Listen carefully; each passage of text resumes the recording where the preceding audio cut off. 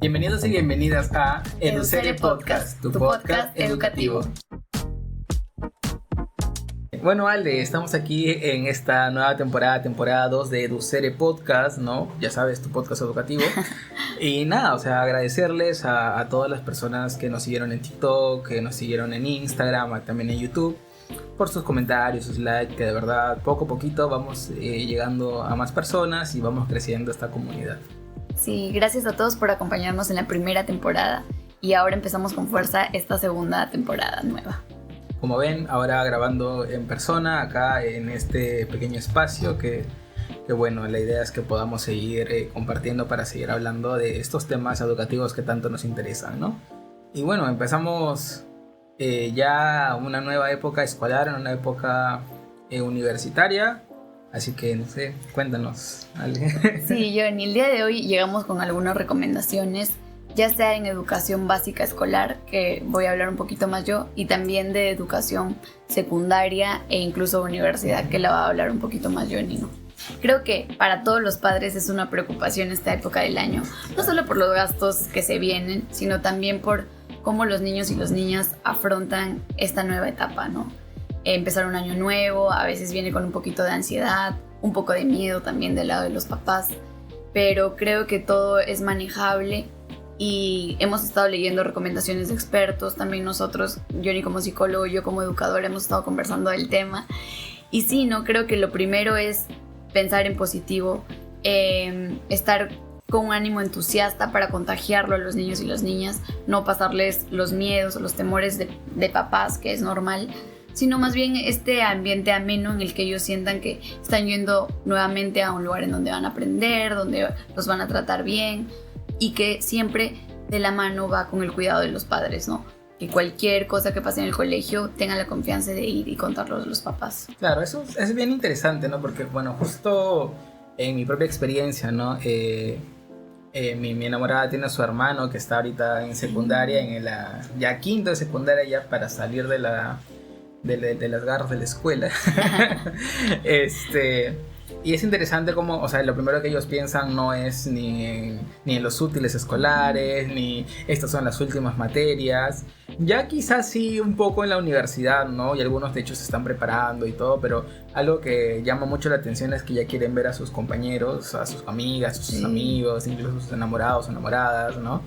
Precisamente por este último año escolar, que es como que ya el cierre de una nueva etapa, ¿no?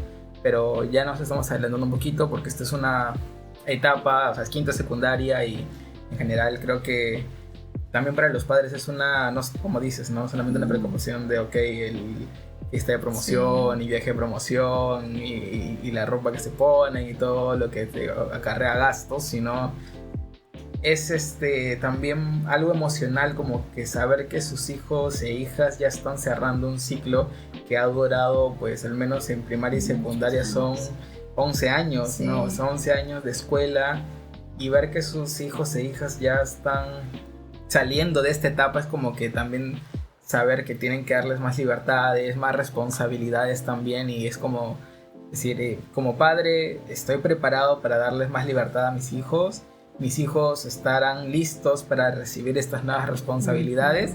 Es un montón de cositas que a veces quizá no nos ponemos a pensar, pero que de alguna manera siempre están ahí, ¿no? Sí, están en el inconsciente. Y creo que estableciendo este paralelo entre educación primaria y ya ahora secundaria, hay miedos y hay cosas en común, ¿no? Y bueno, un primer punto es esto de ser positivo. Y creo que un segundo punto súper importante en ambas etapas es el buen trato de los papás, de las mamás hacia sus hijos y sus hijas, sea la edad que sea, ¿no? A veces en el Perú tenemos estas ideas de que lo que dice el papá o la mamá se hace, no se consulta un poco con los chicos, con las chicas, como un tema muy autoritario, ¿no? Y muchas investigaciones han demostrado que eso hace un poco que la relación sea más de poder en lugar de una relación más tranquila, más amena, en la que los chicos y las chicas, o los niños y las niñas, cuentan las cosas a sus papás, a sus mamás con confianza. Y ya incluso hablando un pequeño paréntesis sobre este tema, ¿no? En cuanto a temas de género, de violencia, que a veces pasan los niños, las niñas, adolescentes también, a veces no lo cuentan porque no tienen la confianza de ir al papá, porque piensan que se va a enojar, piensan que probablemente no los va a entender. Cuando hay casos de bullying, en lugar de ir al papá, a la mamá, se los quedan ellos solitos, se los guardan. Entonces, creo que el segundo punto sería ese, ¿no? Que un buen trato en la casa, en la familia, hace que este buen trato sea tan normal que en la escuela el niño y la niña, el adolescente, espere también buen trato.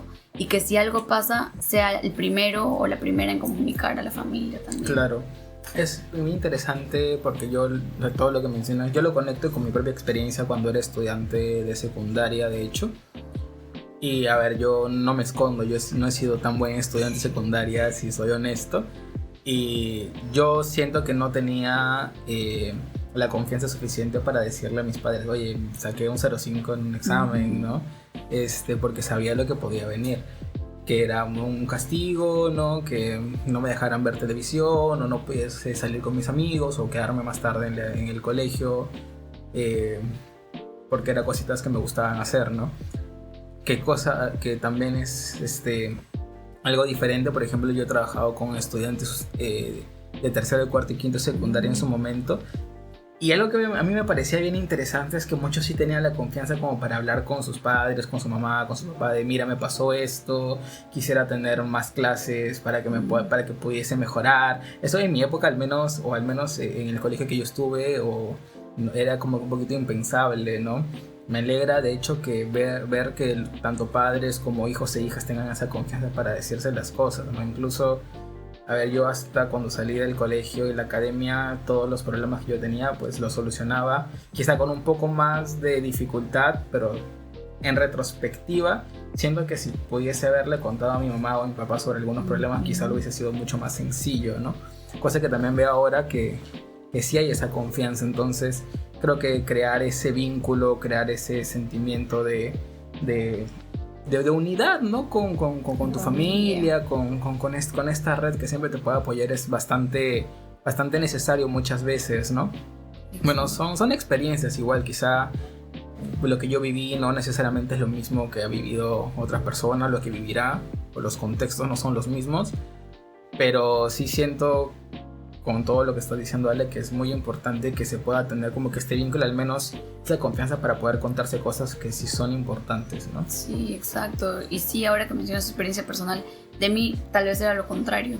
Yo sacaba buenas notas y como estaban acostumbrados a mí, ya nadie me felicitaba, nadie me decía muy bien. Pasa. Y claro, cuando yo luego después he hecho cosas... La clásica, tu trabajo es sacar buenas notas, ¿no? Sí. Entonces creo que por ahí va mi tercer punto, ¿no? Lo tercero es que, aparte de pensar en positivo y de transmitir eso a los hijos, lo tercero sería animarlos siempre, ¿no? La etapa escolar, ya sea básica, inicial, digamos, primaria o secundaria, o incluso la universidad ya también. A veces tenemos como niños, como adolescentes, este síndrome de impostor que no nos damos cuenta porque a esa edad no le ponemos nombre, pero es muy importante que la red de apoyo también sea quien te impulse, ¿no? Quien te diga, sí, hijo, hija, tú puedes lograrlo. A veces en nuestra cultura peruana no manifestamos lo que sentimos mucho, ¿no? O a veces los papás no tanto. O a veces no somos tan afectivos, a veces, no sé, con las palabras. Claro. Pero es súper importante para la conformación de la autoestima de los hijos y las hijas, no solo cuando son niños, sino durante toda la vida, ¿no?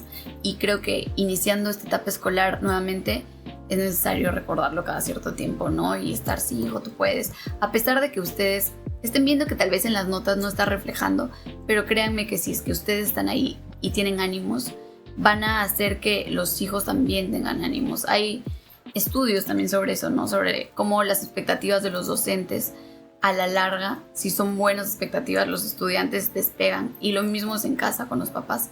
Si tienen buenas expectativas sobre los hijos y las hijas, también en el futuro les va bien porque los chicos y las chicas se sienten contenidas y también tratan de dar su mayor esfuerzo. Claro. De hecho, no sé si te acuerdas, Ale, que nosotros fuimos a unas escuelas en Pachacamac, ¿no? Poniéndolos en contexto, estábamos haciendo un trabajo piloto para ver cómo funcionaban unas nuevas experiencias de aprendizaje en el aula dados por docentes, ¿no? Y allí pues fuimos con especialistas, ¿no? Liriama, que ya te invitaremos al podcast. Nosotros encontramos a una niña que en realidad, bueno, como cualquier niña, es súper inteligente en realidad y súper hábil para muchas cosas. pero esta niña pues estaba en un contexto familiar en el que su mamá tenía que trabajar y pues no la llevaba al colegio siempre, ¿no? Y de hecho su mamá llegó a pensar que su hija pues no era buena para la escuela y que mejor ya no estudiara, ¿no? Y de hecho pues la propia escuela, de alguna manera, digamos que no es que le dijese sí, tienes razón, pero al dejar de lado este tipo de situaciones, de alguna manera está como que fortaleciendo lo que la madre está pensando, ¿no? Y cuando nosotros llegamos y conocimos a esta niña y llegamos con estas nuevas experiencias, que dicho de paso eran retadoras, la niña lo estaba haciendo bastante bien, o sea, evidentemente estaba a un nivel quizá que todavía necesitaba mucho más apoyo y guía, pero conforme pasaban las sesiones, porque estuvimos como 1 mes y medio en esa escuela, la niña empezó a tener un desarrollo y a agarrar un nivel increíble, ¿no? Y entonces era como, allá entendimos después conversando con la directiva de la escuela, que la mamá pues no podía llevarla siempre a la escuela, que también llegó a creer que su hija pues no iba a tener ese nivel nunca. Pero precisamente es eso lo que decía, ¿no? Las expectativas que los padres tienen de sus propios hijos muchas veces también hacen que los propios hijos se la crean, ¿no? Si al final uno le dice, tú no vas a poder, el niño muchas veces se lo va a creer. Sí, creo que ahí, creo que igual tú nos puedes comentar más, Johnny, porque yo he escuchado siempre de muchos psicólogos que la voz de los papás se vuelve luego nuestra voz interna durante la vida, ¿no? Y debe ser cierto, o sea, de alguna u otra forma el cerebro va programando con estas frases. Nos dicen las mamás, los papás, los docentes, personas importantes en la vida. Y luego de adulto, uno tiene esa voz interna como la voz propia. A mí me ha pasado personalmente que, no sé, se me cae algo y digo, ay, qué tonta. Y luego digo, pero yo no me hablo así. ¿Por qué lo estoy haciendo? Y claro, uno regresa a... Y tal vez no me lo han dicho directamente, pero sí alguna vez escuché a mi mamá diciéndose, uy, se le cayó algo, ay, qué tonta, ¿no? Y está tan normalizado, no debería, y a veces lo pasamos así de generación en generación. Cuando un diálogo interno sano es más animar a los hijos, hablarse bonito uno mismo también para que los hijos vean que así es como uno debe de hablarse normalmente. Sí, es bien loco lo que me mencionas porque de hecho, o sea, bajo un sistema más, o sea, si nos enmarcamos en el paradigma más cognitivo-conductual, ya en un sistema de creencias, nosotros de manera muy sencilla tenemos como que creencias, digamos, más nucleares, más principales, y luego están las secundarias que están, digamos, como más afuerita, más en la capa, ¿no? Y pues en realidad si desde niño nos dicen tú eres súper inteligente, te va bien en estas cosas, eres bueno en esto, pues al final forma parte de tu identidad. Lo mismo pasa si te dice, no, tú no sirves para esto, no, tú eres malo, no, a ti no te sale, tú mejoras otra cosa, no, los niños hacen esto, las niñas hacen esto, tú en la casa haces esto, no hagas esto. O sea, al final va formando parte de nuestras creencias, y por eso cuando ya somos adultos, sacarlos o cambiarlos, modificarlos, se convierte en algo mucho más complicado de hacer. Exacto. De hecho, y eso pasa en muchos aspectos, desde lo que yo pienso de mí, sobre también cómo me trato a mí o a los demás. Por ejemplo, algo que pasa con muchos docentes que yo he podido ver, es que han llevado han estudiado por 5 o 6 años sobre educación, sobre, digamos, cómo pueden lidiar con ciertas situaciones en el aula, pero cuando ya están allí en el aula, muchas veces lo que hacen es reproducir lo que sus maestros hacían con ellos. No porque no sepan qué hacer, sino porque de manera, digamos, más automática, ¿no? Recurren a las experiencias que tuvieron y que en su cabeza de alguna manera quizá funcionaron o quizá no, ¿no? Entonces, pero es lo que conocen. Muchas veces nosotros como personas nos aferramos a lo que conocemos en lugar de algo que aún no hemos probado, ¿no? Entonces por eso a veces incluso madres con sus hijos, padres con sus hijos reproducen lo que sus padres hicieron con ellos y con ellas, ¿no? Y bueno, al final queda en nosotros si es algo positivo, pues seguirlo, y si no, pues ir cambiando, rompiendo esos comportamientos, ¿no? Pero en realidad sí es muy de creencias nucleares desde un sistema más psicológico hablando, ¿no? Exacto, Johnny, sí, creo que ese es un gran ejemplo. Incluso en la familia, como tú decías, ¿no? Que hay temas que pasan de una generación en otra, cuando ya, creo que estamos en el 2024, como papás, como mamás, previo a empezar las clases y durante todo el año, es importante sentarnos, reflexionar qué cosas a mí me hirieron, qué cosas me hicieron bien, qué cosas yo cambiaría de cómo me criaron, para no criar en automático, ¿no? Sino sentarse uno, reflexionar y decir, esto sí me ayudó, lo voy a seguir haciendo, esto no, porque ya sé que la investigación, lo que yo veo en redes, sé que hace daño, que no es bueno. Y qué cosas de repente puedo ser más flexible, conversar con mi hijo, con mi hija, como te gustaría las cosas, porque sí, a veces los adultos piensan que los niños son como un accesorio más, ¿no? Claro. Que no como una personita pensante. Y sí, o sea, puedes sentarte con tu hijo, con tu hija, que prefieres. Y esto no es libertinaje para nada, es tener una relación democrática en la familia. Y por último, que la familia sea este espacio seguro, ¿no? Que cualquier cosa que pasa, el niño o la niña pueda acudir. Que si hay un caso de bullying en el colegio, pueda acudir. Entonces, formar este ambiente tan bonito y tan seguro que no importa qué le pase a tu hijo externo, sabes que siempre va a poder acudir a ti porque le estás dando esa confianza. Uh-huh. Sí, de hecho, creo que nos fuimos un poquito del tema que era el inicio escolar. Bueno, más o menos. Pero es que en realidad todas estas cosas de una u otra manera terminan pasando, influyen mucho en la escuela como tal y en los inicios, ¿no? Porque, a ver, o sea, ya desde que decíamos, un estudiante entrando a clases, enfrentándose con un problema que no sabe cómo resolver, es importante que pueda contar con su maestro, es importante que pueda contar con su familia o incluso con sus amigos, ¿no? O sea, es importante que pueda tener esta red de apoyo, que es algo de lo que ya hemos venido hablando en otros episodios del podcast también, ¿no? Esta red de apoyo siempre te va a ayudar de alguna manera porque tienes un soporte en donde te puedes apoyar, ¿no? Y evidentemente, pues cuando hablamos ya de estudiantes que recién van a entrar a la universidad, o sea, que es su primer día de clases, creo que es claro y fundamental también porque muchas veces entramos a la universidad y no conocemos a nadie, ¿no? O sea, entramos a un aula con 60 personas y es como, ¿cómo hago? ¿Cómo me hallo? Que si no entendí lo que me dijo el profesor o la tarea o la actividad o a dónde tengo que ir o cuál es el pabellón, o sea, hay muchas cosas que empiezan a suceder desde no sé qué pabellón ir, cómo me ubico, a quién le pregunto, hasta las primeras actividades que entendemos la diferencia en la demanda de la escuela, de la universidad, a cómo me enfrento a esta nueva tarea que nunca he hecho en mi vida, ¿no?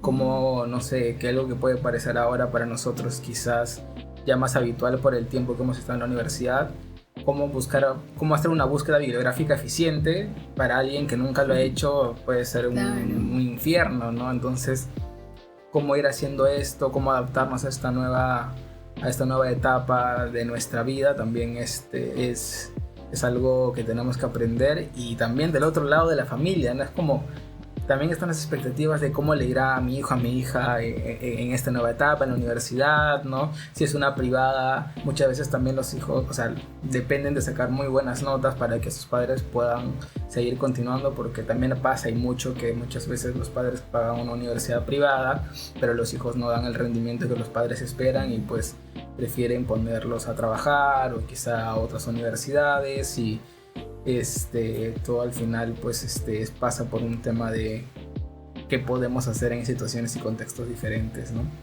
Sí, Johnny. Yo igual ahí quería pedirte como qué recomendaciones, ya moviéndonos a esta etapa de la universidad, podríamos dar respecto a esta ansiedad que genera un poco el empezar, ya sea para quienes empiezan la universidad o para quienes empiezan un nuevo ciclo, respecto a, por ejemplo, habilidades sociales, ¿no? De llegar y hacer amigos de nuevo, porque a veces cambias en cada curso y no necesariamente toca con las mismas personas, o respecto al miedo al fracaso, como lo que venías comentando. Ahí como que qué estrategias podrían ser útiles en esa edad. Uh-huh. Bueno, con habilidades sociales creo que primero es importante, como lo dije en un podcast anterior, encontrar a personas que tengan similitudes contigo de algo, porque al final todos somos seres sociales, todos tenemos habilidades o cosas que nos vinculan con otras personas. Entonces, algo que por ejemplo a mí me pasó cuando yo entré a la universidad es que literal no conocía a nadie en el primer salón al que fui, pero algo que sí pude notar es que muchos ya se conocían y eran cachimbos al igual que yo, y entonces era, ¿qué fue? O sea, ¿cómo se conocen si yo no conozco a nadie? Uy, perdón, yo no conozco a nadie. Y entendí luego que muchos de ellos eran del mismo colegio, muchos de ellos estuvieron en la misma academia, que también fue mi caso luego en otros salones, ¿no?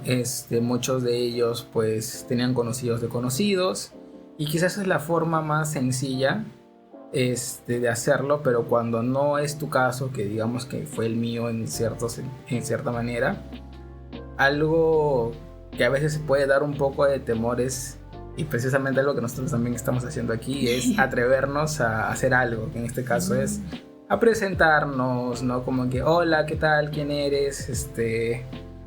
Muchas veces nos agrupan por carreras, pero muchas veces no, entonces intentar introducir, ¿cómo? Introducir, me perdí un poquito, pero intentar presentarnos, ¿no? De alguna manera, porque lo más probable es que si tú encuentras a alguien que no está hablando con nadie, es que está en la misma situación que tú, y ya desde ahí tienes un punto de partida, ¿no? Un punto de similitud. Pero luego también, o sea, te puedes meter a actividades extracurriculares, te puedes meter a talleres, voluntariados, cosas que tú sabes que al meterte vas a encontrar personas con intereses similares de todas maneras, porque la gente se inscribe ahí voluntariamente, ¿no? Incluso hay talleres como que de introducción a la vida universitaria y cosas así, entonces ahí vas a encontrar de todas maneras personas que están en la misma situación, y de todas maneras vas a hacer amistades, y poco a poco vas a tener esta red de apoyo, esta red de amistad, y puedes ir mejorando también tus habilidades sociales, ¿no? Que es algo que en general va poco a poco. Claro. Creo que en lo académico también perderle un poco de miedo al fallar, ¿no? Una mala nota la hemos tenido todos y como que no nos define, uno sigue y se esfuerza la próxima. O como decía Johnny, acercarte a hablarle a alguien y si no te contesta no pasa nada, hay muchas más personas. Y creo que a veces ya como egresados después nos damos cuenta que sí, ¿no? Que estos lazos de amistad, siendo honestos, a veces después se convierten en networking. Entonces cuando uno ya va a trabajar hasta te sirve porque dices, sabes si hay trabajo en tal lugar, o te paso la referencia de tal persona. Entonces también por ese lado, y creo que desde el lado docente también, obviamente nosotros siempre motivamos a que sean buenos y buenas estudiantes, entonces también tratar de establecer vínculos sanos con los docentes, con los que tienen, respetarlos de todas las formas en las que se pueda. Obviamente hay excepciones, ahí siempre hay docentes que por ahí tal vez no son tan amigos, pero en general eso también, ¿no? Porque también nutre, si luego quieres postular una maestría ya te hacen tu carta de recomendación, entonces ese tipo de cosas a veces uno no lo piensa cuando es estudiante, pero ya de egresado se da cuenta. Entonces, claro, ir construyendo estas relaciones sanas con amigos, con docentes, con administrativos de la misma universidad también es positivo, ¿no?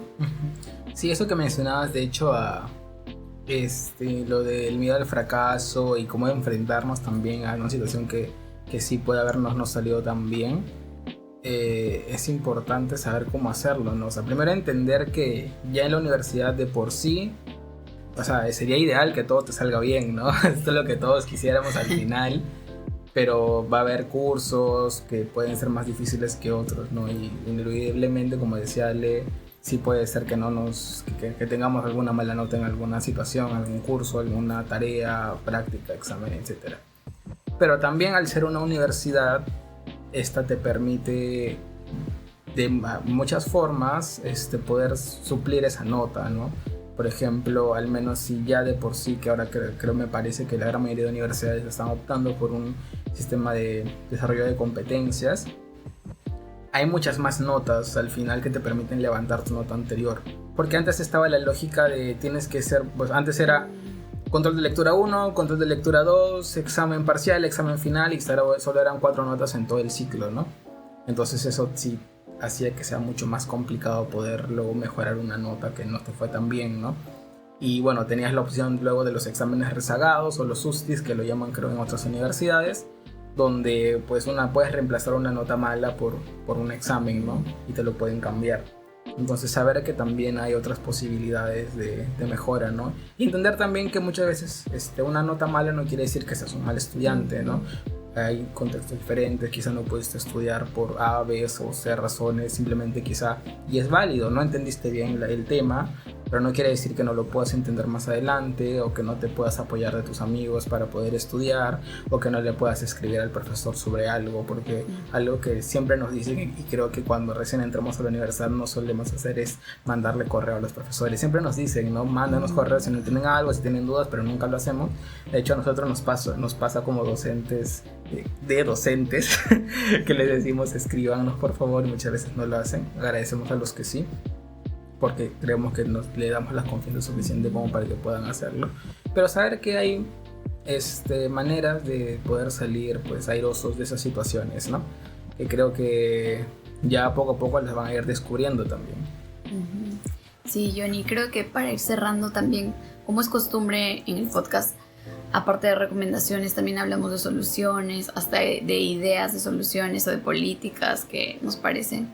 Y creo que, volviendo para cerrar el punto de educación básica y de este inicio a clases, claro, es cierto que hay algunos colegios hacen sus talleres, sus charlas para padres, pero tal vez no previo al inicio de año, ¿no?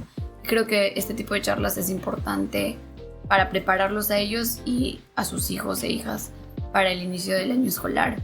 Luego también creo que por ley todas las instituciones tienen que tener un psicólogo, un psicóloga o psicóloga, y también este personal tiene que estar atento a lo que pasa en la escuela, a cómo los chicos y chicas están llegando a empezar el nuevo año. Y lo mismo y mucho más de repente en secundaria, ¿no? Que a veces llegan con estos miedos que son parte de la adolescencia, y que hay que estar muy atentos también los y las docentes para ver cambios de comportamiento, cambios en actitudes y por último lo que decíamos, ¿no? Mantenerlos motivados. Entonces, de repente desde las políticas educativas, que los docentes en su semana de gestión estén preparados sobre este tema, que los padres de familia reciban sus charlas antes de empezar el año escolar, que tal vez en el inicio con niños y niñas tengan los talleres con los psicólogos, con las psicólogas. Por ahí creo que esos temas podrían contribuir a disminuir esta ansiedad de inicio de año y también a fomentar un ambiente de respeto y de amistad, digamos, entre todos los y las estudiantes. Sí, súper importante lo que dices, y también, bueno, pues ya como manera de cierre, entendemos que quizás por ahí ya nos han escrito madres y padres de familia, de hecho, para algunas preguntas puntuales sobre las becas. Y bueno, o sea, animarlos también que pueden escribirnos por cualquier duda que puedan haber tenido sobre alguno de estos temas, ¿no?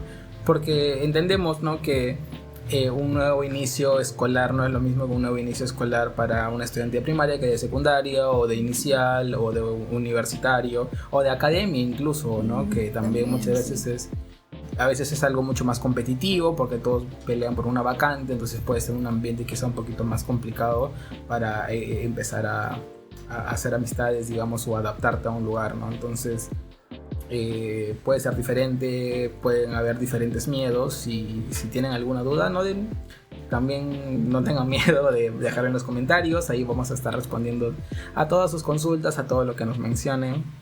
Y nada, nuevamente decirles que gracias, ¿no?